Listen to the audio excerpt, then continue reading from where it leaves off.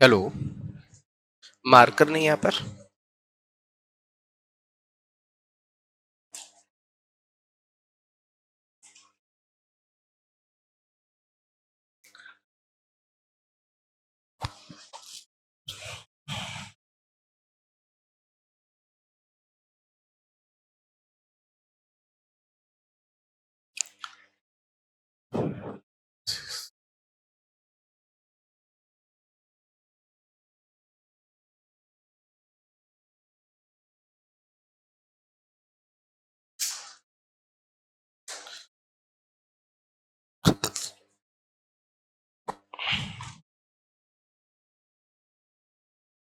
Hello hello.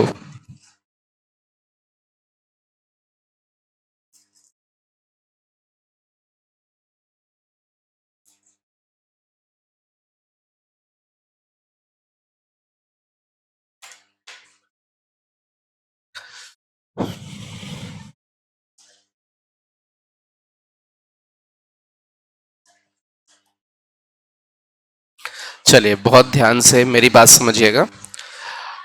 दो part में चीजें। एक तो क्लास 11th वाला जो परमुटेशन कॉम्बिनेशन है और जेई लेवल तक, तो परमुटेशन कॉम्बिनेशन चैप्टर हम लोग स्टार्ट करेंगे। बट उसके साथ साथ जो एनसीईआरटी का प्रोबेबिलिटी वाला पोर्शन है उसको भी हम लोग कवर कर लेंगे।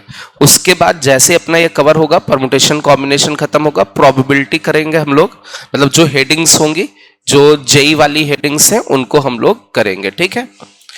तो सबसे पहले तो हम लोग परमुटेशन एंड कॉम्बिनेशन में देखते हैं परमुटेशन का मीनिंग।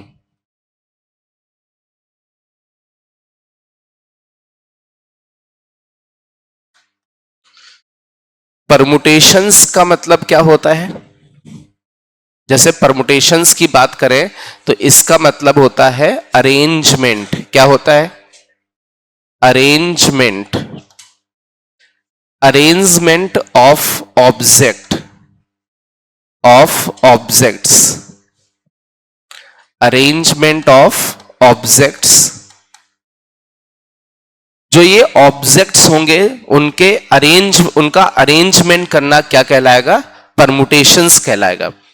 अब उसमें वो जो ऑब्जेक्ट होते हैं, जब उनको अरेंज करेंगे तो परमुटेशंस में रिलेटिव पोजीशंस मैटर करती हैं। Relative positions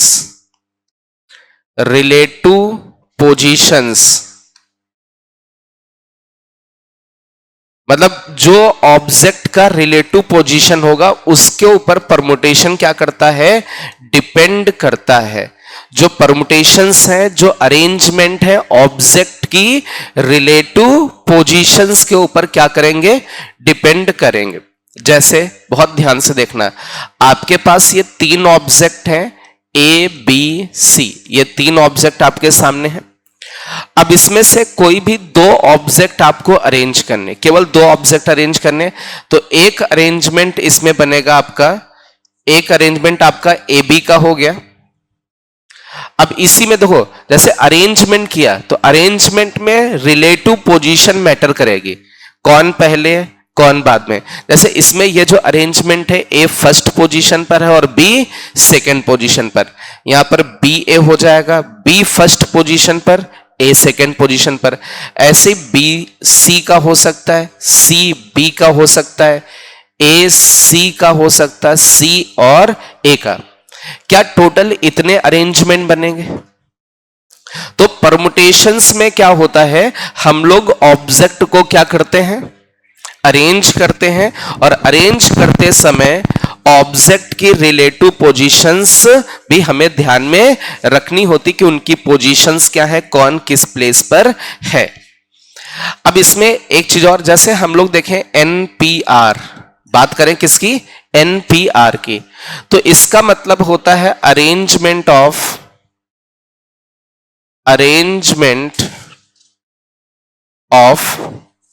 are different objects. कितने ऑब्जेक्ट्स का अरेंजमेंट? आर डिफरेंट ऑब्जेक्ट्स का arrangement out of n different objects, out of n different objects. मतलब कि NPR हम लोग तभी अप्लाई करेंगे जब हमने कुछ ऑब्जेक्ट दे रखे, टोटल कितने ऑब्जेक्ट दे रखे n, उसमें से कुछ ऑब्जेक्ट अरेंज करने, जैसे R ऑब्जेक्ट अरेंज करने, कुछ के सारे भी अरेंज कर सकते हैं, वो आपकी मर्जी है। तो n डिफरेंट ऑब्जेक्ट हैं। कैसे ऑब्जेक्ट हैं? मतलब सारे के सारे ऑब्जेक्ट डिफरेंट होंगे तभी ये NPR वाला फॉर्मूला लगेगा, नहीं तो नहीं लगेगा। कुछ भी उसमें कुछ आइडेंटिकल ऑब्जेक्ट हो जाएंगे तो NPR नहीं लगेगा, फंडामेंटल काउंटिंग वहां पर लगेगी। क्लियर है? तो NPR का मतलब होता है कितने ऑब्जेक्ट का अरेंजमेंट, कितने R ऑब्जेक्ट का अरेंजमेंट, वो भी कैसे ऑब्जेक्ट है, different out of n different object. और इसमें यदि हम लोग देखें तो NPR का जो आपको फॉर्मूला पता है वो क्या होता है, n factorial upon n minus r का factorial, n factorial upon n minus r का फैक्टोरियल। अब ये कैसे होता है, ये फॉर्मूला किस हिसाब से बना, उसके पीछे क्या लॉजिक है, ठीक है, तो वो भी हम लोग आगे चल के देखेंगे। बट कहीं भी n डिफरेंट ऑब्जेक्ट्स हैं, उसमें से r डिफरेंट ऑब्जेक्ट को अरेंज करना है तो क्या लगाना है, NPR। इतना नोट करें पहले।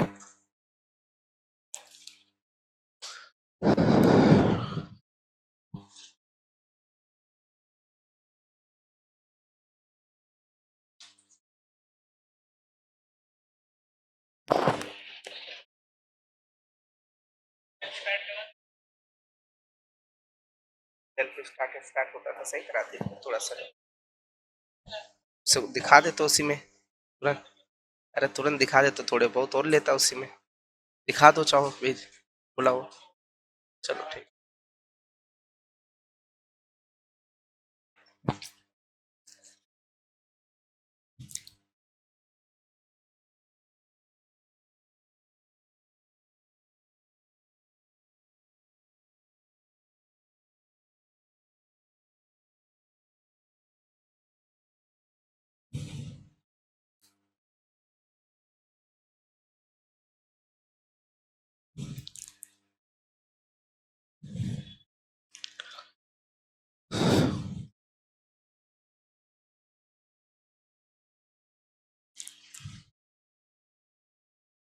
चलिए अब इसमें बहुत ध्यान से देखना है, ये फॉर्मूला कैसे बना, उसके पीछे क्या लॉजिक है। टोटल कितने ऑब्जेक्ट हैं आपके पास, टोटल ऑब्जेक्ट की बात करें तो टोटल, इसमें इधर लिख लेते हैं, ये नोट हो गया सभी का। इसमें टोटल ऑब्जेक्ट देखें हम लोग तो n टोटल ऑब्जेक्ट्स है। अब इसमें से कितने ऑब्जेक्ट अरेंज करने हैं, R ऑब्जेक्ट अरेंज करने, तो हमने R ब्लॉक्स बनाए। कितने बॉक्स बनाए, R बॉक्स बनाए, फर्स्ट बॉक्स, सेकेंड, थर्ड, ये फर्स्ट बॉक्स है, ये सेकेंड, ये थर्ड, ऐसे करके हम लोगों ने कितने बॉक्स बनाए, R बॉक्सेस बना लिए। ठीक है, थोड़ा बहुत तो हल्का फुल्का तो आता ही होगा, हालांकि प्रिंसिपल काउंटिंग जो होती है, एडिशन कब करते हैं, मल्टीप्लिकेशन कब करते हैं, वो भी हम लोग सीखेंगे। अब इस फर्स्ट पोजीशन को फिल करने के लिए, फर्स्ट पोजीशन को फिल करने के कितने वेज हो सकते हैं, टोटल अपने पास दो, हमें कितने लोग फिल करने हैं, अरे कितने लोग बिठाने, R लोग बिठाने, तो हमने सोच ली कि R कुर्सियां हैं। कितनी कुर्सियां हैं, इसका मतलब केवल कितने लोग अरेंज कर रहे हैं, बट टोटल कितने हैं। अच्छा, इस फर्स्ट कुर्सी को अरेंज करने के कितने तरीके होंगे, इन n में से कोई भी बैठ सकता है। अच्छा, एक बंदा यहां पर कोई बैठ गया होगा, बोलो भाई, तो कितने ऑब्जेक्ट बचे अभी, n-1, तो इस चेयर पर बिठाने के टोटल और कितने तरीके बचे, n-1। ऐसे आगे करके जाओगे, ये कितने बनेंगे, n-2। क्या ऐसा समझ में आ रहा है, यहां 2 लिखा है तो यहां -1, यहां 3 है तो -2, यहां R है तो यहां पर क्या लिखोगे, R-1। क्या ये बात सबको समझ में आई। और हम लोग क्या करते हैं, इन सभी को आपस में मल्टीप्लाई क्या करते हैं, ये actual principle of multiplication, fundamental counting का एक प्रिंसिपल होता है, प्रिंसिपल ऑफ मल्टीप्लिकेशन। जब तक इवेंट कंप्लीट ना हो जाए तो जितने भी स्टेप्स होते हैं हमें सारे स्टेप्स क्या करने होते हैं, मल्टीप्लाई करने होते हैं। तो इसमें यदि हम लोग देखें तो हम लोग इसको यदि मल्टीप्लाई करके देखें तो टोटल नंबर ऑफ वेज आपके निकल के आएंगे, that is n into n minus one into n minus two dash dash dash कहां तक जा रहा है, n minus r plus one तक जा रहा है। इतनी बात सबको समझ में आई।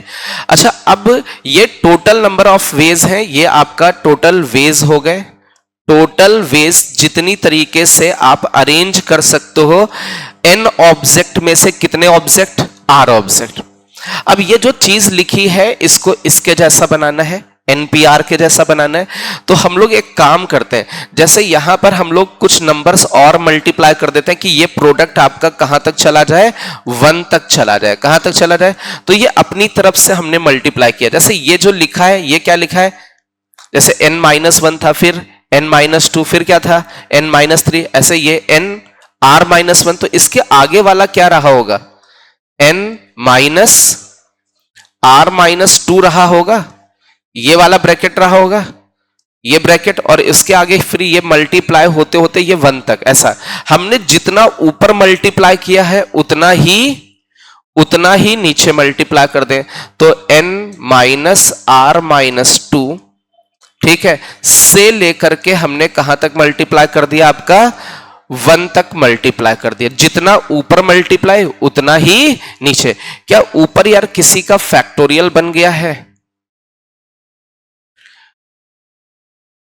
ऊपर n माइनस आर, एक मिनट, ये r n minus r plus one लिखा है ना, तो एक काम करते हैं, यहां पर जो लिखा होगा वो क्या होगा, इससे जस्ट एक छोटा, अरे ये भाई वन है, माइनस वन, फिर माइनस टू है ना, माइनस वन से एक छोटा माइनस टू, उससे छोटा माइनस थ्री। ऐसे ये आपका कितना लिखा है, माइनस आर प्लस वन है, तो उससे जस्ट एक आप यहां पर करेंगे छोटा, तो कितना बनेगा, n माइनस आर, कितना बनेगा, n माइनस आर बनेगा इस जगह पर। एक मिनट, ये n माइनस आर बन जाएगा, मतलब यहां पर हम n माइनस आर से लेकर के कहां तक जा रहे हैं, 1 तक। तो इस जगह पर कितना हो जाएगा, n माइनस आर। क्या ये बात सबको समझ में आ रही है, मतलब उसी पैटर्न पर हम लोग उसको लेके चल रहे हैं। अब इसमें यदि हम लोग ऊपर देखें, क्या ऊपर n फैक्टोरियल बन रहा है, बोलो भाई, और नीचे क्या n माइनस आर का फैक्टोरियल बन रहा है, और n factorial upon n minus r का मतलब क्या होता है, n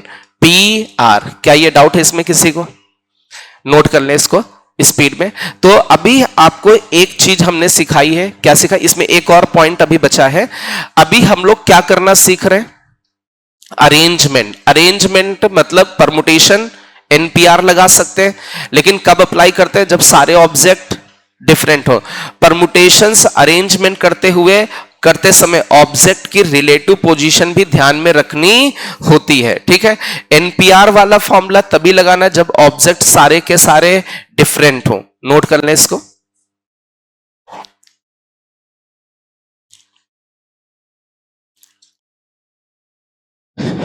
एक एक जितने भी लॉजिक हो सकते हैं, थोड़ा बहुत हल्का फुल्का आपको परमुटेशन कॉम्बिनेशन आना चाहिए, थोड़ा बहुत हल्का फुल्का। जैसे हमने आप प्रिंसिपल ऑफ मल्टीप्लिकेशन यूज कर दिया, तो हल्का फुल्का तो सबको आता होगा।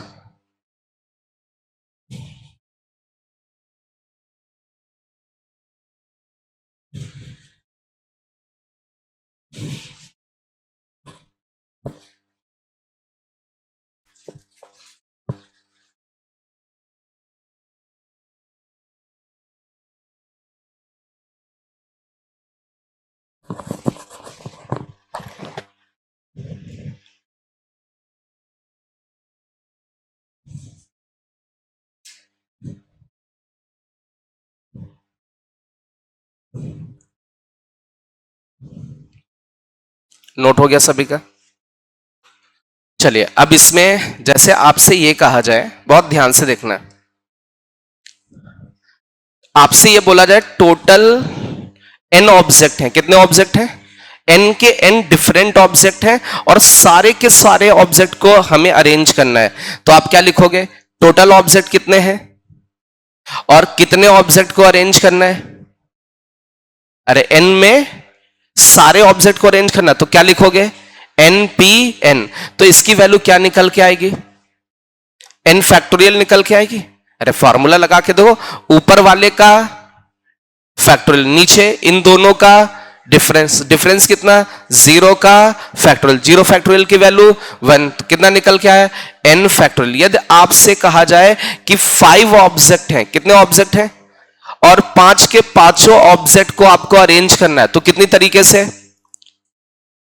अरे जैसे n ऑब्जेक्ट थे, n के n ऑब्जेक्ट अरेंज करने, तो कितनी तरीके से? n फैक्टोरियल से। आपको 5 ऑब्जेक्ट दे दिए जाए और 5 के पांचों ऑब्जेक्ट को आपको अरेंज करना, तो 5 फैक्टोरियल से। आपसे कहा जाए 10 ऑब्जेक्ट है और 10 के 10 ऑब्जेक्ट अरेंज करने, तो 10 फैक्टोरियल से। लेकिन सारे ऑब्जेक्ट डिफरेंट होने चाहिए, क्योंकि इस वाले से आया कि नहीं? अरे NPR वाले फॉर्मूले से ही तो ये निकाला है।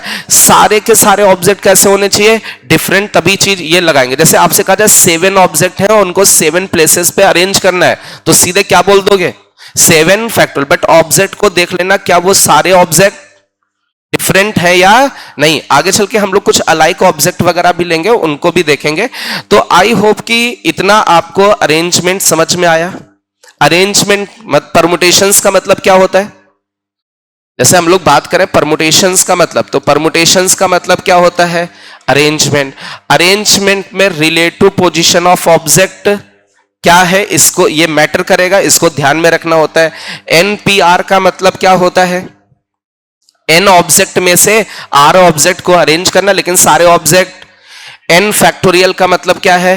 सारे के सारे ऑब्जेक्ट को क्या करना है? अरेंज। n ऑब्जेक्ट है, n के n ऑब्जेक्ट को क्या करना है? अरेंज। क्या ये सारी बातें समझ में आ गई? इतनी बातें हम लोगों ने अभी अरेंजमेंट में सीखी, लेकिन जो भी अरेंजमेंट सीखा है वो केवल सारे के सारे ऑब्जेक्ट कैसे होने चाहिए? डिफरेंट ऑब्जेक्ट होने चाहिए। चले, इसी में एक आपका दूसरी हेडिंग है कॉम्बिनेशन। इससे ज्यादा कुछ ना है, उससे मतलब ये नहीं कि फर्जी की थ्योरी पढ़ रहे हैं, इतना ही आना चाहिए जो ये इस लाइन में ऐसे लिखा हुआ है, ये चीज इतनी बस आनी चाहिए। फर्जी का थ्योरी नहीं पढ़ना है आपको, ठीक है?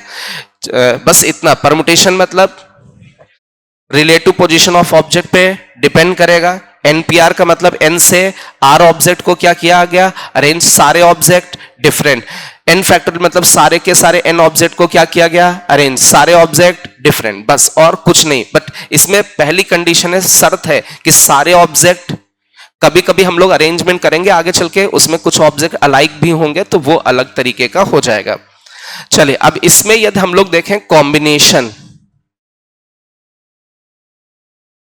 तो ये जो वर्ड कॉम्बिनेशन है, ये जनरली सिलेक्शन के लिए टर्म यूज किया जाता है। किसके लिए? कहीं पर यदि सिलेक्शन कर रहे हैं, ठीक है, ऑब्जेक्ट को सिलेक्ट कर रहे हैं, तो हम लोग क्या अप्लाई करते हैं?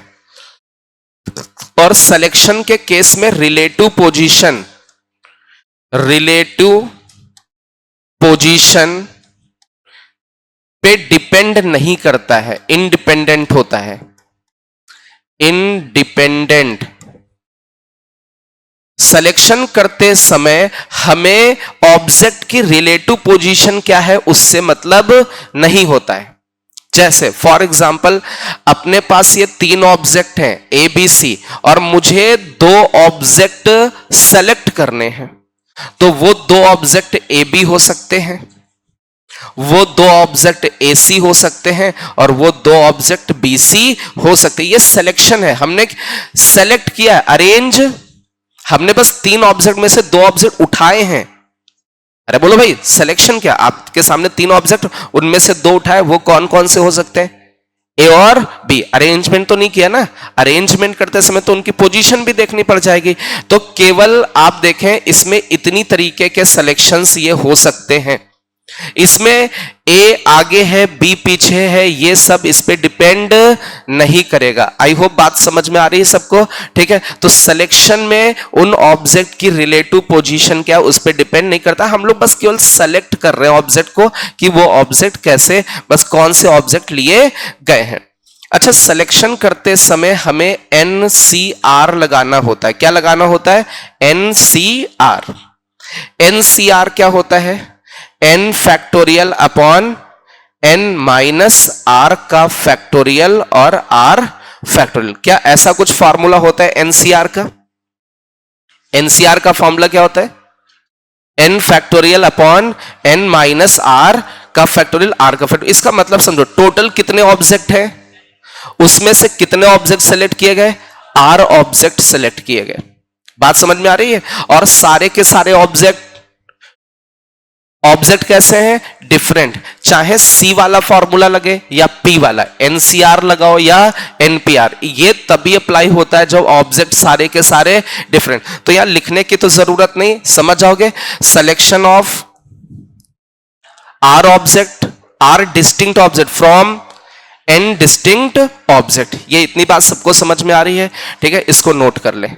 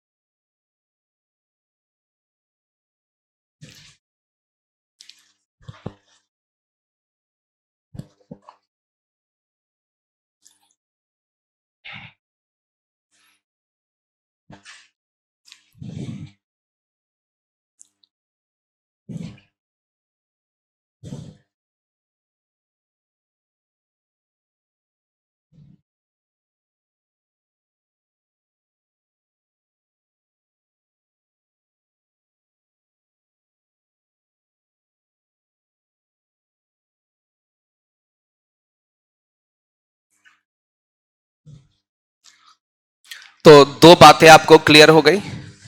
एक कौन सी? अरेंजमेंट की। दूसरी कौन सी?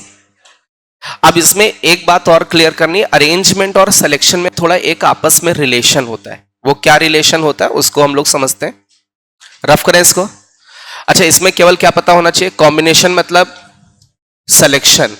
इसमें रिलेटिव पोजीशन पर डिपेंड नहीं करता है। n ऑब्जेक्ट में से r ऑब्जेक्ट सेलेक्ट करने हैं तो NCR, लेकिन सारे ऑब्जेक्ट डिफरेंट होने चाहिए तभी ये लगेगा। बस इतना आना चाहिए, सिंपल सा। 1 सेकंड में इतनी बात दिमाग में सेट होनी चाहिए, अपने आप क्वेश्चंस लगेंगे।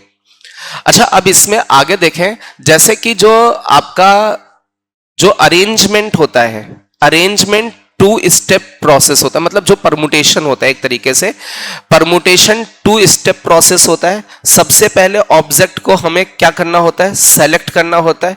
फिर उसके बाद हम लोग उसमें उसको क्या करते हैं? अरेंजमेंट। मतलब जो परमुटेशन है 2 स्टेप प्रोसेस है। जो भी आपका परमुटेशन है ये 2 स्टेप प्रोसेस है। स्टेप 1, सबसे पहले हमें ऑब्जेक्ट का क्या करना है? सिलेक्शन। जब सिलेक्शन हो जाएगा तो उसके बाद हमें क्या करना पड़ता है? अरेंजमेंट करना होता है। ये 2 स्टेप प्रोसेस है। पहला स्टेप है हमें क्या करना पड़ेगा? सिलेक्शन। दूसरा स्टेप है हमें क्या करना पड़ेगा? अरेंजमेंट। कभी भी परमुटेशन करना, परमुटेशन मतलब ऑब्जेक्ट को कहीं बिठाना है, ठीक है। तो ये 2 स्टेप प्रोसेस होता है। पहला स्टेप सिलेक्शन, दूसरा स्टेप, जैसे फॉर एग्जांपल बहुत ध्यान से समझना, जैसे हम लोग देखें तो अपने पास 3 ऑब्जेक्ट हैं। कितने ऑब्जेक्ट हैं?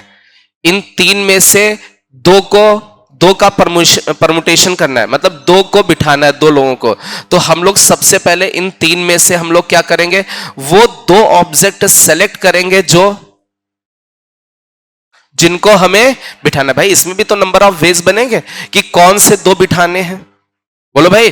तो सबसे पहला स्टेप क्या होगा कि हम उन 3 में से 2 ऑब्जेक्ट क्या करेंगे? सेलेक्ट करेंगे। अब जब सेलेक्ट हो जाएगा तो उसके बाद उनको क्या करेंगे? अरेंज। अब 2 ऑब्जेक्ट को 2 पोजीशन पर बिठाने के तरीके 2 फैक्टोरियल। क्या ये बात सबको समझ में आ रही है? पहला हमने क्या किया? सिलेक्शन। और बाद में यदि आपसे कहा जाए 3 ऑब्जेक्ट हैं, उनमें से 2 ऑब्जेक्ट का परमुटेशन बताना है आपको, मतलब कितनी तरीके से उनको बिठा सकते हैं, तो उन 3 में से पहले 2 सेलेक्ट किए, फिर उन दोनों को 2 चेयर्स पर हमने क्या बिठा दिया। इसका मतलब ये जो है ये क्या हो गया? परमुटेशन हो गया। इसका मतलब 3 में से कितने का परमुटेशन किया गया? दो का।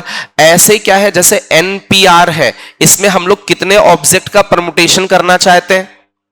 R ऑब्जेक्ट का परमुटेशन करना चाहते हैं, कितने ऑब्जेक्ट में से?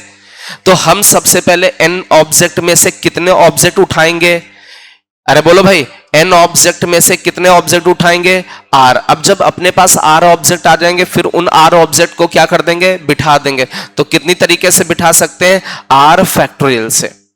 तो ये एक रिलेशन है, NPR equal to NCR into R factorial. आप फार्मूला भी देख सकते हैं, जैसे अभी हम लोगों ने NCR का फॉर्मूला देखा था ना। NCR का फार्मूला क्या होता था? N factorial upon N minus R का फैक्टोरियल और R का फैक्टोरियल। इस R फैक्टोरियल को यदि उधर भेज दें तो NCR R factorial that is equal to, इधर क्या बचा? N factorial upon N minus R का फैक्टोरियल। क्या ये P वाला फॉर्मूला है NPR का? तो ये जो इधर बच रहा है, ये दिख रहा है NCR में क्या बच रहा है? R factorial. यही चीज लिखी हुई है। अरे बोलो भाई, इतना नोट कर लें इसमें। ये रिलेशन बिटवीन, या आप ऐसे लिख दे, permutation is 2 step process. First step selection, second step arrangement. एक एक चीज मैं परमुटेशन कॉम्बिनेशन प्रोबेबिलिटी में करा दूंगा आपको, थोड़ा टाइम लगेगा बट हर एक चीज को करा दूंगा। और मेरे पॉइंट ऑफ व्यू से ये चैप्टर बहुत आसान चैप्टर होता है, आप आसानी से स्कोर कर सकते, बस इसकी भाषा आपको वहां क्वेश्चन की समझ में आनी चाहिए।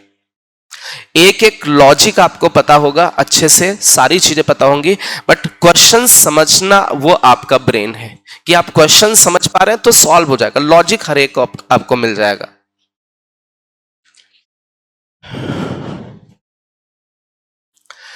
तो 3 बातें क्लियर हो गई।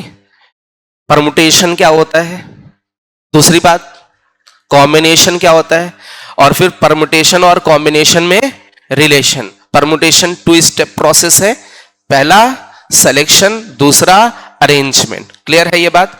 इसके बाद कुछ फंडामेंटल प्रिंसिपल्स होते हैं, नोट करें स्पीड में। हेडिंग सभी लोग डालिएगा इसमें, फंडामेंटल प्रिंसिपल ऑफ काउंटिंग।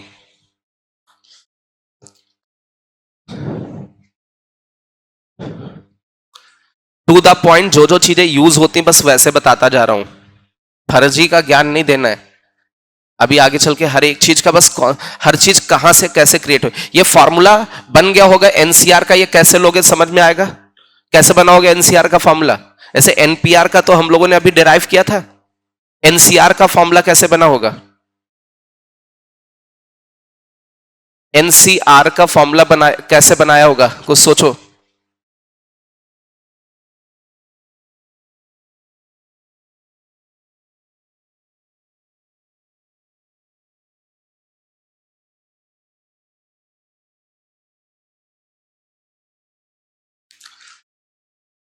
कैसे बना होगा एनीवन?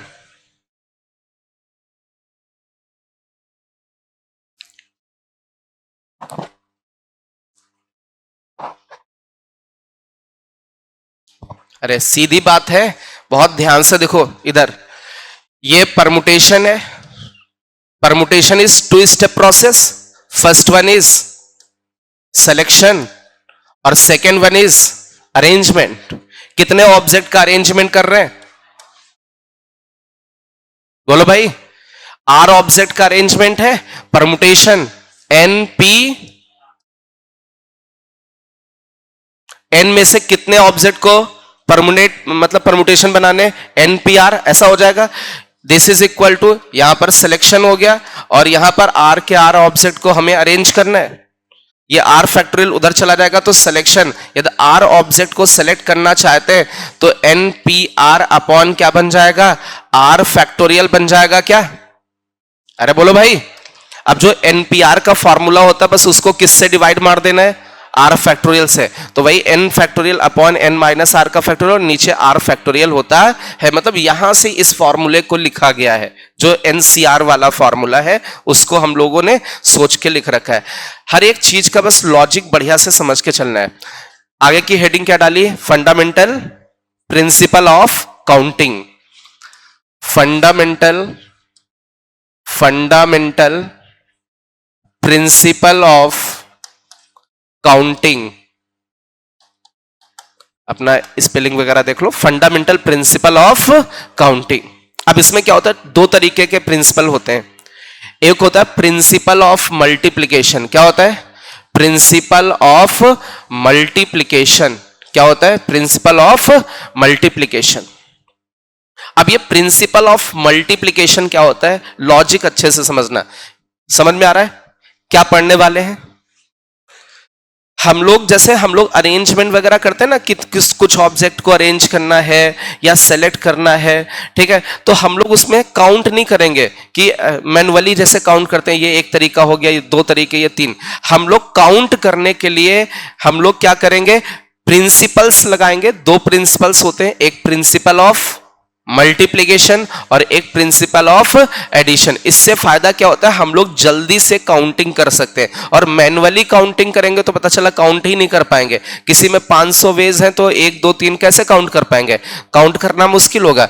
तो इसलिए हम लोग फंडामेंटल काउंटिंग्स के प्रिंसिपल्स का यूज करते हैं। पहला होता है principle of multiplication. Principle of multiplication का मतलब होता है भाई किसी के नंबर ऑफ वेज निकाल रहे होंगे तो हम लोग नंबर ऑफ वेज किसके निकाल रहे होंगे, नंबर ऑफ वेज, कोई उसमें कोई इवेंट हो रही होगी ना, उसी के तो नंबर ऑफ वेज निकाल रहे होंगे। मतलब वो एक क्वेश्चन कुछ दिया होगा, उन्होंने कहा होगा कि ये जो घटना है, ये जो इवेंट है, कितनी तरीके से अकर कर सकती है। अरे यही तो प्रॉब्लम रहा होगा कि नंबर ऑफ वेज बताने हैं किसी इवेंट के। अब वो जो इवेंट है, यदि इवेंट स्टेप्स में अकर हो जाए, क्या हो जाए, स्टेप्स में अकर हो, मतलब डायरेक्टली एक स्टेप में वो कंप्लीट नहीं हो रही है, ठीक है। जैसे मुझे यहां से वहां तक जाना है तो 1 स्टेप, 2 स्टेप, 3 और 4, तो अपनी इस इवेंट को वहां से यहां तक आने में हमें इस इवेंट को कंप्लीट करने में कितने स्टेप्स लग रहे हैं, 4 स्टेप। तो जितने स्टेप्स में हम अपनी इवेंट को कंप्लीट कर पाते हैं, उन सभी स्टेप्स को हमें क्या करना होता है, मल्टीप्लाई करना होता है। हम लोग देखें जैसे नंबर ऑफ वेज निकालने और कोई इवेंट जिसके नंबर ऑफ वेज निकाल रहे हैं, वो इवेंट कैसे अकर कर रही है, कैसे अकर कर रही, स्टेप्स में। तो हम कौन सा प्रिंसिपल अप्लाई करेंगे, प्रिंसिपल ऑफ मल्टीप्लिकेशन। स्टेप्स में कब इवेंट अकर करती, ये कैसे पता करेंगे, जैसे भाषा वहां पर कुछ भी लैंग्वेज में एंड का यूज हो गया, किसका, कि दिस एंड दिस, मतलब वो 2 स्टेप में अकर हो गई। पहला एक स्टेप, फिर एंड, फिर दूसरा स्टेप, ठीक है। एंड वर्ड वगैरह यूज हो जाता है, इसका मतलब आपकी वो जो इवेंट है वो स्टेप्स में अकर हो रही है। जैसे फॉर एग्जांपल ये ए सिटी है, ये बी सिटी है, ये सी सिटी है। ए से बी जाने के 2 रास्ते हैं, बी से सी जाने के 3 रास्ते हैं। और आपसे कहा जाए इवेंट है ए से सी जाने के टोटल कितने वेज होंगे, तो आप कहेंगे भाई ए से सी ये आपकी इवेंट है, इनिशियल यहां से शुरू करना और यहां पर फाइनल। क्या डायरेक्टली ए से सी पहुंचा जा सकता है, डायरेक्टली इवेंट कंप्लीट, इसका मतलब है डायरेक्टली नहीं कंप्लीट हो पा रही तो हमें इसको स्टेप में अकर कराना पड़ेगा। पहला स्टेप ए से बी जाएंगे, फिर दूसरा स्टेप बी से सी। यदि स्टेप में अकर हो रही इवेंट खुद ही दिख जाएगी कि डायरेक्टली पूरा कंप्लीट नहीं हो रही, स्टेप्स में अकर हो रही, तो उन स्टेप्स का हमें मल्टीप्लिकेशन करना होता है। पहला स्टेप ए से बी जाने के 2 वेज, अभी क्या इवेंट कंप्लीट हुई, अभी तो बी तक पहुंचे, ठीक है। फिर बी से सी जाने के इवेंट कंप्लीट हो गई, ए से बी गए, फिर बी से सी। जैसे इवेंट कंप्लीट हो गई स्टॉप कर देना है।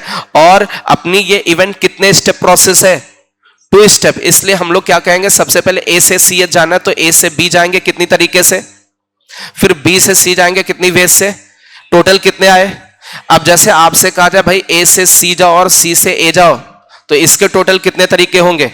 तो अब ए से सी जाना है, फिर सी से ए, दिमाग में इवेंट रखना कि ए से ही शुरू करना और ए पे ही खत्म। तो ए से सी जाए और सी से फिर वापस ए पे आए, तो कैसे चलेंगे, ए से पहले बी जाएंगे कितनी वेज से, 2 वेज से, फिर बी से सी जाएंगे कितनी वेज से, 3 वेज से, फिर सी से बी जाएंगे कितनी वेज से, 3 वेज से, फिर बी से ए जाएंगे कितनी वेज से। क्या ये बात सबको समझ में आ रही है।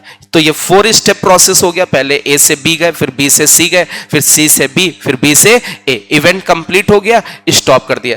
जैसे आपसे मैं बोलूं यार ए से सी जाना है और सी से ए जाना है, ठीक, मतलब ए से पहले सी, ये दिख भी रहा कि रास्ता कौन सा, ए से सी जाना है, फिर सी से ए पे आना है, ठीक है। इसमें बस ये बोला गया जो जिस रास्ते से आप गए थे वो दोबारा वापस उस रास्ते से नहीं आना है। थोड़ा सा ये समझ में आ रहा, मैंने क्या लिख दिया, डिफरेंट। डिफरेंट पाथ का मतलब जैसे मान लीजिए इस पाथ से गए तो जब वापस जा रहे होंगे तो इस पाथ से नहीं जा सकते। ये कंडीशन हमने लगा दी कि जिस पाथ से आप गए होंगे उस पाथ से आप वापस नहीं जाएंगे।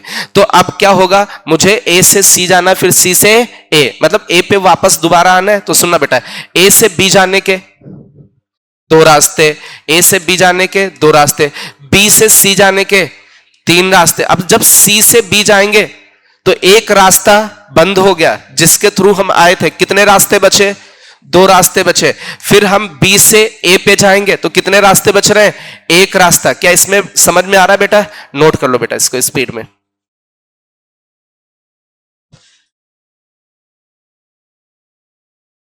हर बात को लिखते जाना, ओवर कॉन्फिडेंस में नहीं है, ये नहीं कि लिखो ना, एक एक चीज आपको इसमें परमुटेशन कॉम्बिनेशन में लिखवा दूंगा जो भी यूज हो सकती है।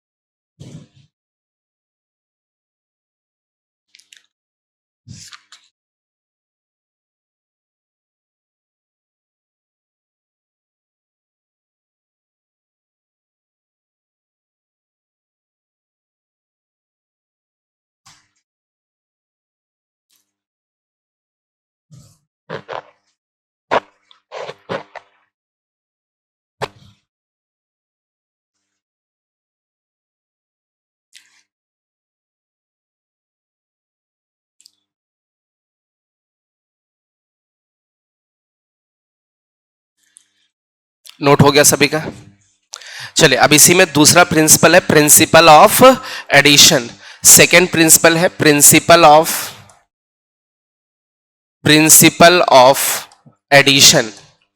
प्रिंसिपल ऑफ एडिशन का यूज कब करते हैं, जो इवेंट है, जिस इवेंट के नंबर ऑफ वेज हम लोग निकाल रहे हैं, यदि वो इवेंट डिफरेंट तरीके से डिफरेंट वेज से कंप्लीट हो रही है, डिफरेंट केसेस में अलग अलग तरीके से कंप्लीट की जा सकती है, डिफरेंट वेज से कंप्लीट की जा सकती है, तो उसमें प्रिंसिपल ऑफ एडिशन लगता है। और इसमें कौन सा वर्ड जनरली यूज होता है, हम कहते हैं यहां से हम वहां तक जाना है, या तो ऐसे जाएंगे या फिर इस तरीके से कुछ घूम के जाएंगे। तो एक रास्ता ये हो गया, इससे भी इवेंट कंप्लीट हो रही है, तो ये केस का हम वैल्यू निकालेंगे पहले कितनी तरीके से हो सकता है। फिर एक दूसरा रास्ता वो हो गया, उससे भी इवेंट कंप्लीट हो रही, मतलब इवेंट कंप्लीट जितने अलग अलग केसेस से होती, उन केसेस का हम लोग सम करते हैं। सीधी सी बात है, जहां केसेस बनाएंगे वहां सम करेंगे।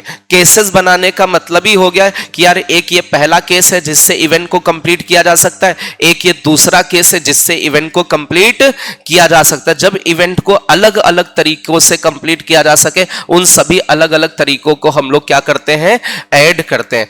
जैसे फॉर एग्जांपल आपको ए सिटी से बी सिटी जाना है, ए सिटी से बी सिटी जाने के आपको के लिए आपके पास 2 बाइक्स हैं, ऐसे कुछ 2 बाइक्स हैं, 3 कार्स हैं और फिर 2 ट्रेन्स हैं, ऐसे कुछ है, ठीक है। ए सिटी से आपको कहां जाना है, बी सिटी जाना है। आपके पास ऑप्शंस अवेलेबल हैं, 2 बाइक्स हैं आपके पास, 3 कार्स हैं और 2 ट्रक हैं, ठीक है। तो आप क्या कहेंगे, या तो हम बाइक के द्वारा जाएंगे, या फिर आप कार के द्वारा जाएंगे, या फिर आप ट्रेन के द्वारा जाएंगे, ठीक है। तो सबसे पहला केस, यदि आप बाइक से जाते तो कितनी वेज से जा सकते हैं, 2 वेज से, या तो पहली बाइक से या दूसरी बाइक से। क्या आपकी इवेंट कंप्लीट हो जाएगी, अरे बोलो भाई, आप बाइक से चले और आपकी इवेंट कंप्लीट हो गई। प्लस अब एक दूसरा भी तरीका था, हम कार से भी तो जा सकते थे, और कार से जाने के मतलब कार से अपनी इवेंट को कंप्लीट करने के कितने तरीके हैं? 3। पहली कार से भी जा सकते हैं तब भी इवेंट कंप्लीट होगी, दूसरे कार से जा सकते हैं, और तीसरी कार से भी जा सकते हैं। एक तीसरा केस, हम लोग ट्रेन के द्वारा जा सकते हैं। कितनी तरीके से जा सकते हैं? 2 तरीके से इवेंट को कंप्लीट कर सकते हैं। जब अलग अलग तरीके से, बाइक से भी इवेंट कंप्लीट हो रही है, कार से भी इवेंट कंप्लीट हो रही है, और ट्रेन से भी इवेंट कंप्लीट हो रही है। अलग अलग केसेस हैं, इन केसेस का हम लोग क्या करेंगे? सम करेंगे। नोट कर लें, जब अलग अलग केसेस बनने लगते हैं तो वहां पर, यहां पर आप सीधे से ब्रैकेट में यहां पर ऐसा कर दीजिएगा, केसेस बनने लगे। क्या बनने लगे? केसेस बनने लगे, तो वहां पर हम लोग प्रिंसिपल ऑफ एडिशन लगाते हैं। या इवेंट अलग अलग तरीके से कंप्लीट की जा सकते हैं तो वहां पर हम लोग प्रिंसिपल ऑफ एडिशन लगाते हैं। हर एक कॉन्सेप्ट सिखा दूंगा, बहुत बढ़िया चैप्टर है परमुटेशन, कॉम्बिनेशन, प्रोबेबिलिटी। बस फर्जी की कहानियां नहीं सुनाऊंगा, टाइम वेस्ट नहीं करूंगा इसमें, जो है बात वो सीधे बताऊंगा। आपको कुछ लिखना, अपनी भाषा बना के लिख लो, मेरा काम है बस समझाना चीजों को। राइटिंग राइटिंग नहीं देखना मुझे, क्या लिखा है क्या नहीं, बात समझ में आनी चाहिए बस आपको। नोट हो गया सभी का? तो फंडामेंटल काउंटिंग भी समझ में आया। कहां पर हम चीजों को मल्टीप्लाई करेंगे? जब इवेंट स्टेप्स में अकर हो रही, मतलब जब तक इवेंट कंप्लीट ना हो जाए तब तक क्या करना है? मल्टीप्लाई। और इवेंट को अलग अलग तरीके से कंप्लीट कर रहे हैं तो उन सबको ऐड करना है। क्लियर है? चलिए अब इसमें हम लोग कुछ क्वेश्चंस लेते हैं, ठीक है। सबसे पहला क्वेश्चन है, आपके पास 5 क्वेश्चंस हैं। कितने क्वेश्चंस हैं? और ये 5 ऑब्जेक्टिव क्वेश्चंस हैं। क्या है? मतलब इसमें 4 ऑप्शंस होंगे, a option, b option, c option और डी ऑप्शन। कितने क्वेश्चंस है? मान लीजिए टेस्ट पेपर है, उस टेस्ट पेपर में कितने क्वेश्चंस हैं? 5 क्वेश्चन है। और हर क्वेश्चन में कितने कितने ऑप्शन है? और इसमें सिंगल करेक्ट टाइप है। क्या है? सिंगल करेक्ट टाइप प्रॉब्लम है। क्या है? ये जो प्रॉब्लम है सिंगल करेक्ट टाइप प्रॉब्लम है। एक बार फिर से क्वेश्चन समझे, टोटल कितने क्वेश्चंस हैं और कैसे क्वेश्चंस हैं? ऑब्जेक्टिव। कैसे हैं? कितने ऑप्शंस हैं और उन ऑप्शंस में कितने ऑप्शन करेक्ट हैं? कितने? सिंगल। पहले तो ये क्वेश्चन अपनी भाषा में अपना लिखना चाहिए, जैसे भी क्वेश्चन समझ में आए, फिर इसमें हम लोग कई सारे क्वेश्चंस बनाते हैं। अपनी भाषा में अपने हिसाब से क्वेश्चन को लिख लो। देयर आर 5 क्वेश्चंस, 5 मल्टीपल मतलब 5 objective questions, only 1 option correct type, ऐसे लिख सकते हैं। There are 5 question objective questions, only 1 correct type, only 1 option correct type. ऐसे जो भी लिखना है आप लिख लें।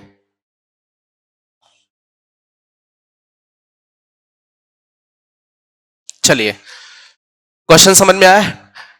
Total there are 5 objective questions, out of 1 option is correct, है ना।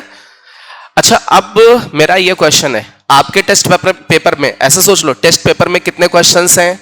सारे के सारे ऑब्जेक्टिव, और हर क्वेश्चन में केवल एक ऑप्शन करेक्ट है। क्वेश्चन समझ में आ गया? अब पहला क्वेश्चन है, नंबर ऑफ वेज बताने हैं। Number of ways, all questions are wrong. All questions का जो आंसर, क्वेश्चन रॉन्ग ना हो जाए, ऑल क्वेश्चंस का क्या आंसर क्या हो जाए? रॉन्ग हो जाए। Number of ways all answers are wrong. इसके कितने तरीके होंगे कि आपने जितने भी आंसर किए 5 ही आंसर कर सकते हैं और 5 के 5 आंसर गलत हो जाए। अपना दिमाग लगाना है पहले तो। परमुटेशन कॉम्बिनेशन का मतलब ही है आपके दिमाग को ओपन करना है। अब थोड़ा सा अपनी पहले बुद्धि लगाओ, क्वेश्चन को अच्छे से लिख लें। All question goes wrong. Question goes wrong का मतलब क्वेश्चन रॉन्ग नहीं, उसका जो आपने आंसर किया वो रॉन्ग है। मैं बोल रहा हूं ऑल क्वेश्चंस गोज रॉन्ग का मतलब जो आपने सारे आंसर्स किए वो गलत हो गए हैं। आप इंग्लिश में लिखना चाहे तो ये लिख सकते हैं, ऑल क्वेश्चंस गोज रॉन्ग।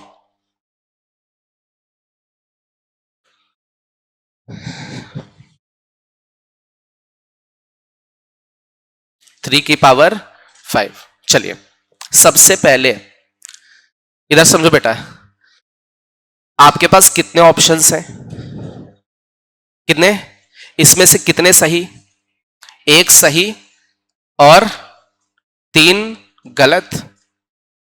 इन 4 ऑप्शन में, अरे बोलो भाई, एक सही 3 गलत।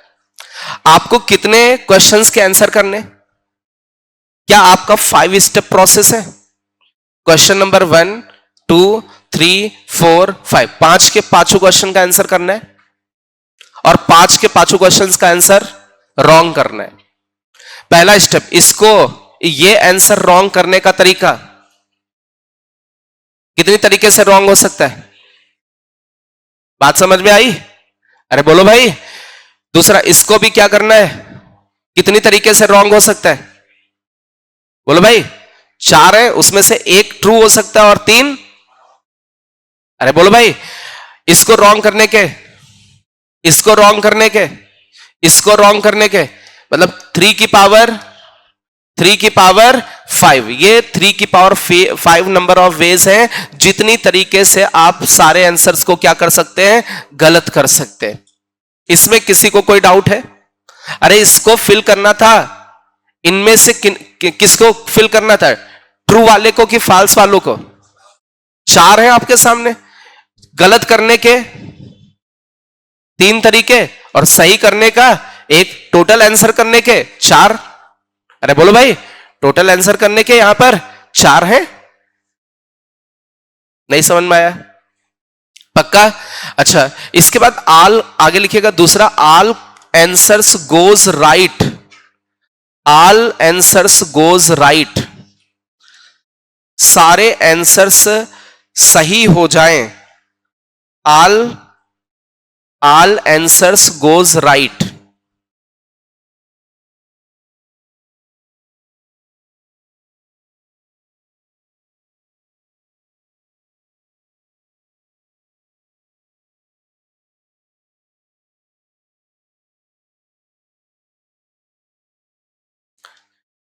कौन बताएगा?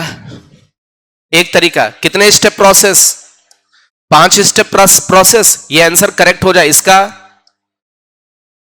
ये करेक्ट हो जाए इसका, ये करेक्ट हो जाए इसका, ये करेक्ट हो जाए इसका, ये करेक्ट हो जाए इसका, सारे स्टेप्स को आंसर इज।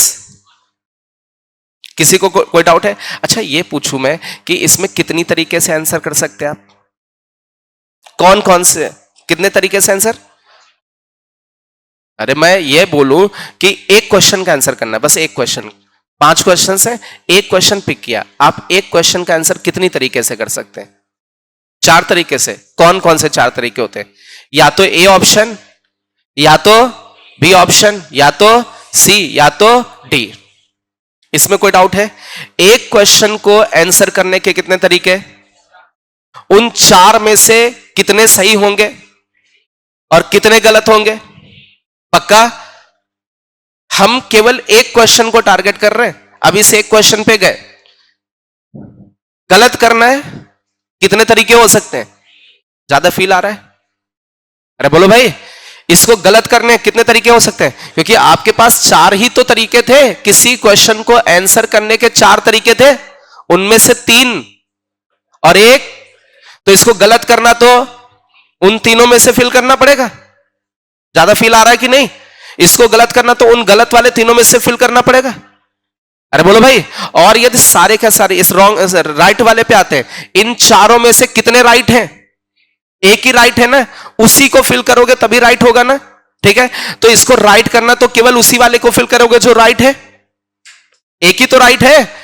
इसको राइट करना तो केवल उसी को फिल करोगे जो राइट है। क्लियर है? ये बात समझ में आ रही? अच्छा, अब इसी में हम थोड़ा सा चेंज करते हैं। There are 5 questions. कितने क्वेश्चंस? 5 क्वेश्चन है, ऑब्जेक्टिव क्वेश्चंस हैं। कैसे? 4 ऑप्शंस हैं। कितने ऑप्शंस हैं? बट सिंगल करेक्ट टाइप नहीं है, वन और मोर देन वन, वन और more than one correct type. आप क्वेश्चन पहले नोट करें, There are 5 objective questions, one or more than one options are correct. There are 5 objective questions, one or more than one options are correct. इसके पहले वाले में single correct था, अभी एक या एक से ज्यादा करेक्ट होंगे. क्लियर है? अब इसमें पहला क्वेश्चन, फर्स्ट क्वेश्चन है.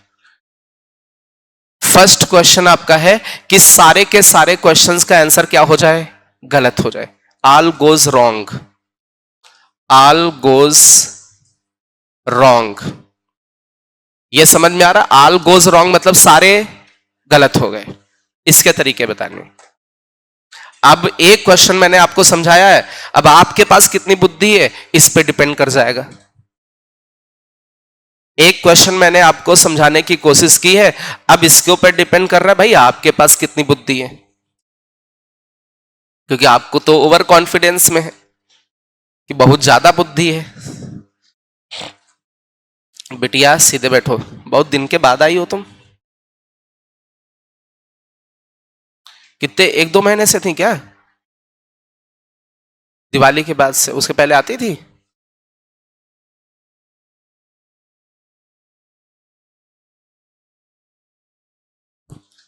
आप बेटा कभी कभी आती हो, है ना? 1 महीने में 2-3 बार, है ना? चलो ठीक है, सही है. ये देख लिया करो कि सर पढ़ा रहे हैं कि नहीं, बस जिंदा है सर, है ना? क्लासेस चल रही हैं तो ठीक है.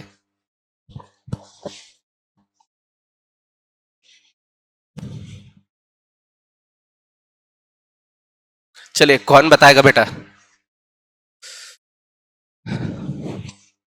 चलिए मेरी बात सुनो. जैसे पिछले क्वेश्चन में हमने स्टेप्स देखे वैसे सोचना है. आप कितनी तरीके से आंसर कर सकते हो? 4 तरीके से. यही तो बात है. कौन से 4 तरीके बताओ थोड़ा सा. क्या बात है. ये 4 तरीके, या तो ए आंसर करोगे, या बी, या सी, या डी. और 2-2 ऑप्शन नहीं करेक्ट हो सकते. आप ऐसा भी कर सकते हैं, a b, a c, a d, b c, b d, c d. ये आंसर नहीं कर सकते. सिंगल सिंगल भाई, वन और मोर देन वन. आप या तो ये आंसर कर रहे होंगे, सिंगल वाला हो सकता है, या तो 2-2 ऑप्शंस करेक्ट हो सकते हैं, या फिर 3. कौन कौन से? ए बी सी, और कौन सा? ए बी डी, और कौन सा? B c d. बोलो भाई, और कोई? और कोई? A, a c d, a c d. बोलो भाई, और कोई? देख लो भाई. ए मतलब आप ऐसा सोच सकते हैं, 4 में से 3-3 उठाने, 4 तरीके से कर सकते हैं इसको. बात समझ में आ रही है? कितनी तरीके से? और कोई बन सकता है क्या? अरे वो तो अलग है, मतलब 3-3 वाले ऑप्शंस. और नहीं बनेंगे ना? कौन सा? अबे वो 4 वाला नहीं, 3 वाले. 3 ऑप्शन करेक्ट, यही तो बनेंगे. हाँ,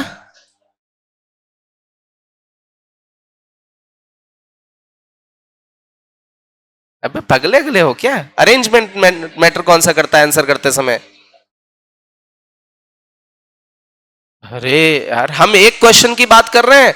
ये एक क्वेश्चन के आंसर करने के तरीके लिख रहे हैं सब, और इसमें एक और बचा, कौन सा? 4 वाला. ए बी, और कोई तरीका हो सकता है? या तो एक ऑप्शन करेक्ट होगा, या 2 ऑप्शन करेक्ट होंगे, या 3 ऑप्शन करेक्ट होंगे, या क्या इनमें से आपका आंसर कितने हो सकते हैं आपके? आप उसमें जब टिक करने जाओगे, कोई एक ही तरीका तो टिक करोगे कि सारे तरीके टिक कर दोगे? जब आप आंसर करोगे वहां, ये आंसर में 4 बबल भरे हैं. ये ए बबल है, ये बी बबल है. अबे यार बहुत कुछ सिखाना पड़ता है तुम लोगों को. ये अब इसमें आंसर करना तुमको. एक क्वेश्चन दे दिया, हमने कहा कि F X equal to log X बे सी, ठीक है। पहला option domain, domain X greater than 0। दूसरा option domain X belongs to real number. तीसरा ऑप्शन डोमेन नहीं, डोमेन नहीं, function is increasing, function is, और चौथा ऑप्शन फंक्शन इज। अब कितने आंसर करोगे आप? दो आंसर पे पगले, एक ही आंसर आप करेंगे। कौन सा? ए और सी। कौन सा वाला? कौन सा वाला आंसर किया? ये वाला आंसर किया। नहीं समझ में आया? अरे इनमें से कोई एक ही तो आंसर करोगे। अभी थोड़ा बुद्धि में घुस रहा है। टोटल कितने तरीके हैं कि एक क्वेश्चन को आंसर कर सकते हैं? काउंट करके दो, टोटल कितनी तरीके से एक क्वेश्चन का आंसर कर सकते हो आप? कितने लिखे? देख लो भाई, अभी ये तो जोड़ दो, कितने हैं?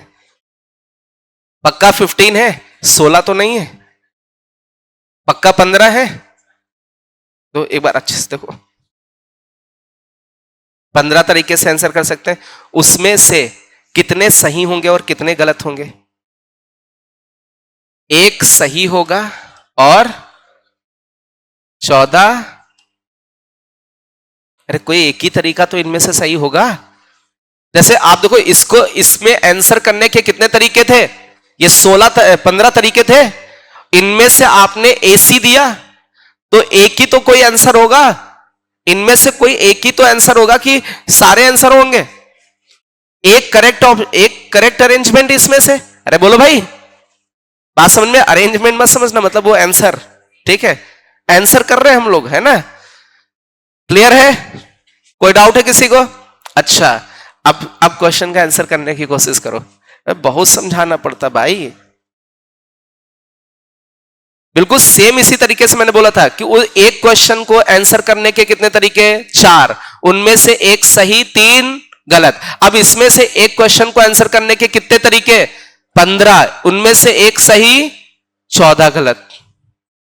अरे बोलो भाई, 15 तरीके हैं, 15 तरीके से आंसर हो सकता है। इनमें से कोई भी आंसर हो सकता है, उनमें से कोई एक, और सब। अरे आंसर सीट आएगी तो आंसर सीट में एसी लिखा हुआ है, केवल एक ही तो लिखा होगा। इनमें से कोई तरीका कि 10-20 तरीके लिखे होंगे? नहीं बुद्धि में आया? आया। ऐसे टाइम मैं इतना ज्यादा नहीं समझाऊंगा आगे चल के, ये याद रखना, ठीक है। आलगोज पहला वाला गलत करने का तरीका, दूसरा वाला गलत हो जाए, तीसरा वाला गलत हो जाए, पांचों गलत हो जाए। All goes right, all goes right. कितना? पहले वाले को करेक्ट करने का तरीका, दूसरे वाले को ऐसे करके कितने?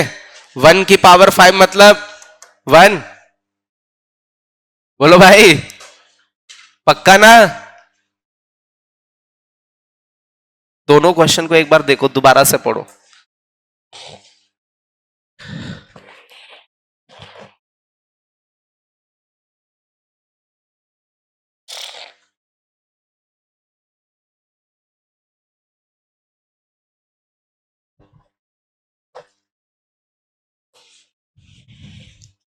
भाषा लिखते जाइएगा,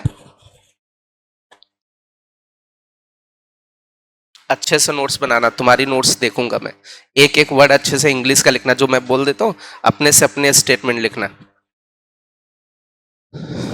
बहुत सारे बच्चे नोट्स मांगते हैं ना, मेरे पास होती नहीं है, तो किसी का फोटो कॉपी करा के अपना पीडीएफ बना के भेजते रहेंगे।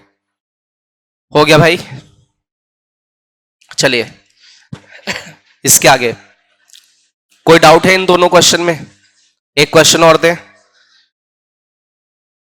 एक क्वेश्चन और लेते हैं हम लोग।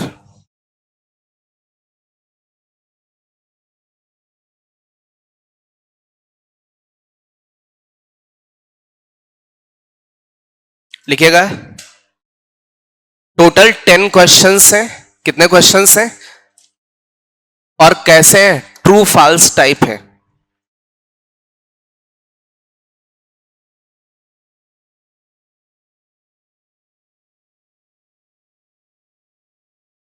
चलिए, there are 10 true false type questions.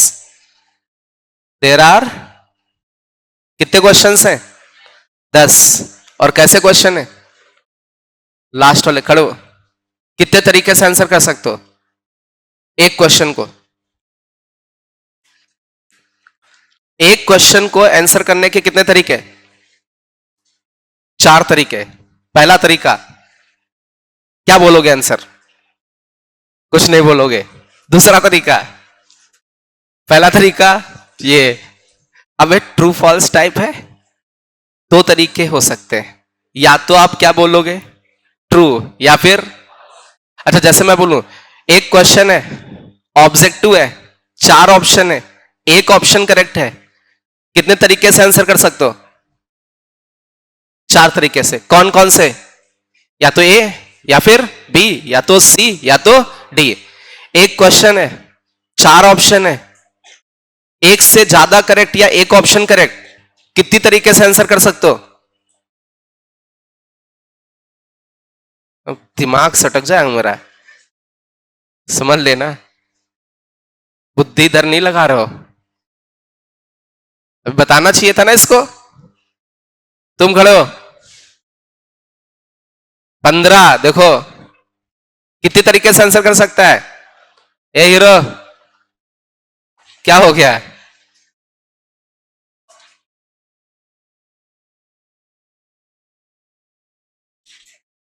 ना अटेंड करो तुम? कौन कह रहा है तुमसे अटेंड करो? है ना। एक तरीका इसमें यह भी लिखा हो सकता है कि इंक्लूडिंग देयर इज नो, मतलब आंसर, ऐसा कुछ भी स्टेटमेंट लिखा हो सकता है, तो ये ऑप्शन भी ले सकते हो आप। वो कुछ भी जोड़ सकते हैं। अभी इसमें आंसर कर रहे हैं हम, तो ऐसा 16 तरीके हो सकते हैं कि हम आंसर ही ना करें। तो यदि क्वेश्चन में लिखा तो वो ऑप्शन भी ले सकते हैं। बिल्कुल करेक्ट है उसकी बात। बैठो, तुम बैठो। तो बुद्धि लगा रहा है, बैठो। चलो, अब इसमें कितनी तरीके से आंसर कर सकते हो? कितनी तरीके से? और कितने टोटल, यदि हम लोग देखें एक क्वेश्चन को 2 तरीके से आंसर कर सकते हो। अब 10 क्वेश्चन है, 10 के 10 क्वेश्चन का आंसर करना कितनी वेज से? कितनी वेज से? आपको सारे के सारे आंसर करने हैं बस। तो पहला क्वेश्चन का आंसर करने का 2 तरीका, दूसरे क्वेश्चन को आंसर करने के फिर या तो ट्रू या फॉल्स, या तो ट्रू या फॉल्स। ये टोटल वेज लिखते जा रहे हैं, मतलब कितना हो गया? 2 की पावर नहीं, 2 की पावर, 2 की पावर कितना हो जाएगा? 10 हो जाएगा। ऑल गोज रॉन्ग, सारे के सारे क्या हो जाएं? रॉन्ग हो जाएं। All goes wrong. आपके पास आंसर करने के 2 ही तरीके हैं, एक तरीका ट्रू का, एक तरीका सारे के सारे। पहला वाला गलत करने का। अरे बोलो भाई, पक्का ना? अरे गलत वाला ही फिल करो, 2 ही तो ऑप्शन है। दूसरा वाला भी क्वेश्चन गलत हो जाए तो, तीसरा वाला भी गलत हो जाए तो, ऐसे कितने तरीके? All goes right, all goes right. बोलो भाई, कितने तरीके? पक्का एक तरीका। पहले वाले क्वेश्चन का आंसर सही करने का तरीका, दूसरे वाले का, तीसरे वाले का, लास्ट वाले का। कितना? इसको थोड़ा फील करा दे, कराए फील। अभी तुम लोग फील ही नहीं कर पाए, बस आंसर फील कर पा रहे हो कि आंसर ऐसा करना है। देखना, 3 क्वेश्चन है। कितने कितने क्वेश्चन है? 3 क्वेश्चन है। और कैसे है? True false type. आपको आंसर करना है, तो सारे ट्रू हो सकते हैं। समझ में आने लगा होगा। 2 ट्रू हो सकते हैं, एक फॉल्स हो सकता है। बोलो भाई, एक ट्रू, एक फॉल्स, एक ट्रू। हम सारे क्वेश्चंस के आंसर की बात कर रहे हैं, है ना। फिर क्या हो सकता है? फॉल्स, फॉल्स, ट्रू आंसर कर सकते हैं। बोलो भाई, पक्का? किसी को कोई डाउट है? फिर क्या हो सकता है? कुछ ट्रू ट्रू वाला छूटा तो नहीं? ट्रू ट्रू यहां कर दे, है ना? ट्रू ट्रू हो सकता है, और क्या हो सकता है? एफ एफ टी हो सकता है, एफ टी एफ हो सकता है, और क्या हो सकता है? टी एफ एफ हो सकता है, और क्या हो सकता है? टोटल कितनी तरीके से आपके आंसर हो सकते हैं? 8 तरीके से। तो पहला वाला क्वेश्चन है करने का तरीका, दूसरे वाले क्वेश्चन को आंसर करने का तरीका, दूसरे वाले क्वेश्चन को आंसर करने का तरीका, टोटल कितने कितने हो गए? ऑल गोज रॉन्ग, क्या ये वाला दिख रहा है? इनमें से केवल, इन 8 में से केवल एक ही ऐसा ऑल गोज रॉन्ग? अरे बोलो, इनमें से केवल एक ही ऑल गोज राइट। अभी फील हो गया? पक्का ना? कोई डाउट तो नहीं? All goes right, all goes, कोई डाउट हो तो पूछो।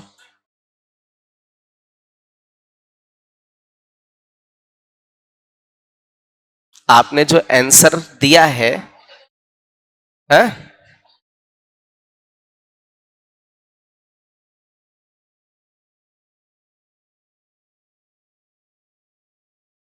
ये क्या बात है ना? मतलब हम ऐसा मान के चलते ट्रू वाला ट्रू है और फाल्स वाला ठीक है। अब वो कह रहा कि कौन सा वाला सही है, फाल्स वाला सही है ट्रू वाला?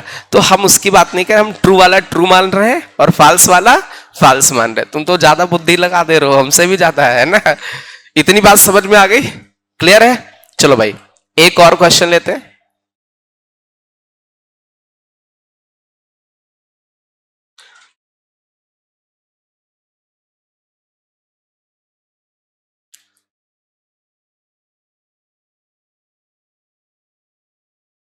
आपने देखोगा फ्लैग होता है, जैसे फ्लैग में कुछ ऐसे कलर्स वगैरह फिल कर देते हैं, 1 2 3 4 5, 5 स्ट्रिप्स का फ्लैग है, ठीक है? कोई डाउट है किसी को? ये फ्लैग है एक, कितनी स्ट्रिप्स का है? 5 स्ट्रिप्स का। आपके पास 4 कलर्स हैं, कौन कौन से कलर्स हैं ये भी लिख दे रहा हूं। येलो है, ब्लू है, रेड है और ग्रीन है। 4 तरीके के कलर हैं। आप कितनी तरीके से, आप कितनी तरीके से कितने नंबर ऑफ फ्लैग्स बना सकते हो? नंबर ऑफ फ्लैग्स, कितने तरीके से फ्लैग्स आप बना सकते हैं, कितने फ्लैग्स बना सकते हैं? बट याद रहे कि इसमें इसमें चलो पहले तो ये बताओ, टोटल कितने नंबर ऑफ फ्लैग्स बना सकते हो? टोटल कितने नंबर ऑफ फ्लैग्स आप बना सकते हो, ये पहले तो ये आंसर करो।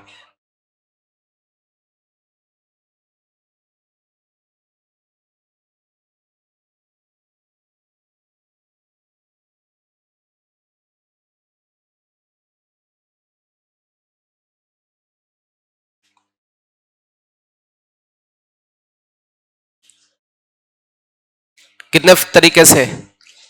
इसको फिल करने के कितने तरीके? 4। कोई भी कलर फिल कर सकते हैं। इसको फिल करने के 4 तरीके, इसको फिल करने के, अरे हर जगह 4 4 तरीके से फिल कर सकते हो। कितना हो जाएगा? 4 की पावर 5। अरे बोलो भाई, इसमें कोई कंडीशन अप्लाई नहीं की थी। हमने कहा नंबर ऑफ फ्लैग्स कितने बना सकते हो, तो आप कहीं पर कोई भी फ्लैग, कोई भी कलर फिल कर सकते हैं, ठीक है? रिपीट भी हो सकता है, कैसा भी हो सकता है। अब मैंने कहा कि नंबर ऑफ फ्लैग्स कितने होंगे? नंबर ऑफ फ्लैग्स, आपको नंबर ऑफ फ्लैग्स आपको बताने हैं। यदि इसमें कंडीशन है 2 consecutive strips, strips not of same colour, 2 consecutive strips same colour की ना हो, नंबर ऑफ वेज, इंग्लिश सही लिखना बेटा, उसमें गलत सलत ना लिख देना हमारी तरीके। अब इंग्लिश थोड़ी नहीं पढ़ा रहे हैं। हाँ, गलत लिखी तो समझ लेना तुम।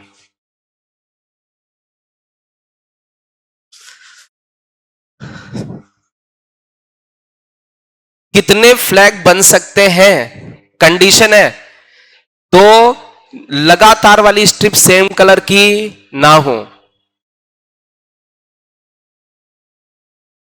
कौन बताएगा, देखते हैं सबसे पहले। 100 और कोई?